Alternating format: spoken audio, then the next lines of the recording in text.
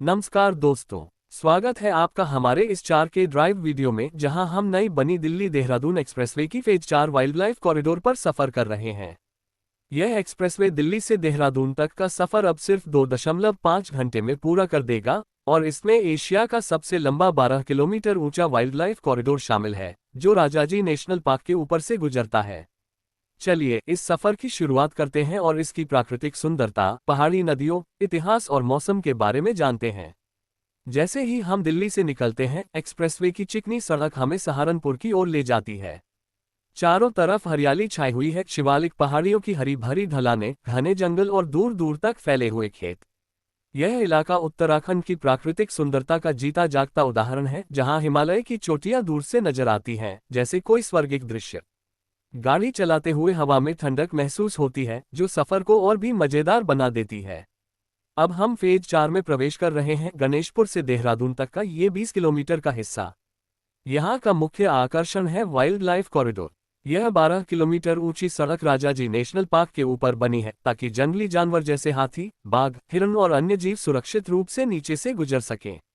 ये भारत का सबसे लंबा एलिवेटेड कॉरिडोर है, जो प्रकृति और इंजीनियरिंग का शानदार मेल है।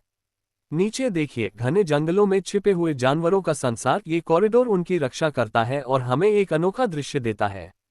सफर के दौरान हम पहाड़ी नदियों के करीब से गुजरते हैं। गंगा नदी और उसकी सहायक नदियां यहाँ की जीवन रेखा हैं। उनकी कल कल बहती धाराएं, किनारों पर बसे हुए छोटे छोटे गांव और सफेद पानी की राफ्टिंग की संभावनाएं इस इलाके को और भी आकर्षक बनाती हैं। राजाजी पार्क के पास गंगा की धारा पहाड़ों से उतरती हुई नजर आती है, जो ठंडी हवा और ताजगी से भर देती है। यह नदियां न सिर्फ सुंदर हैं, बल्कि स्थानीय पारिस्थितिकी को बनाए रखती हैं। अब बात करते हैं इस जगह के इतिहास की। देहरादून और आसपास का इलाका प्राचीन काल से महत्वपूर्ण रहा है। स्कंद पुराण में इसे केदार खंड के रूप में वर्णित किया गया है। 7वीं शताब्दी में चीनी यात्री हवेन त्सांग ने इसे सुदनागर कहा था। महाभारत काल में ये गुरु द्रोणाचार्य का आश्रम था, जहां से शहर का नाम द्रोण नगर पड़ा, जो बाद में देहरादून हो गया। 18वीं शताब्दी में गुरु राम राय ने यहाँ डेरा डाला और शहर की नींव रखी। ब्रिटिश काल में ये शिक्षा और सेना का केंद्र बना और आज भी आईएमए जैसी संस्थाएं यहाँ हैं। राजाजी नेशनल पार्क का इलाका भी सदियों से जंगलों और वन्यजीवों का घर रहा है, जहाँ मुगल और गोरखा आक्रमणों की कहानियां छिपी हैं। मौसम की बात करें तो दिसंबर का ये समय देहरादून और रूट पर बेहद सुखद है। दिन में तापमान 20-22 डिग्री सेल्सियस रहता है, जबकि रातें ठंडी होती हैं, 8-10 डिग्री तक।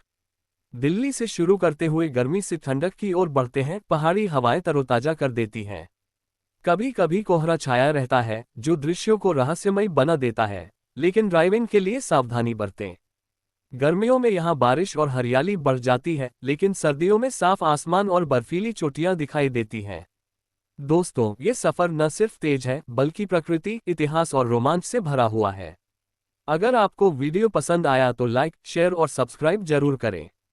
अगले वीडियो में मिलते हैं किसी नए सफर पर। धन्यवाद।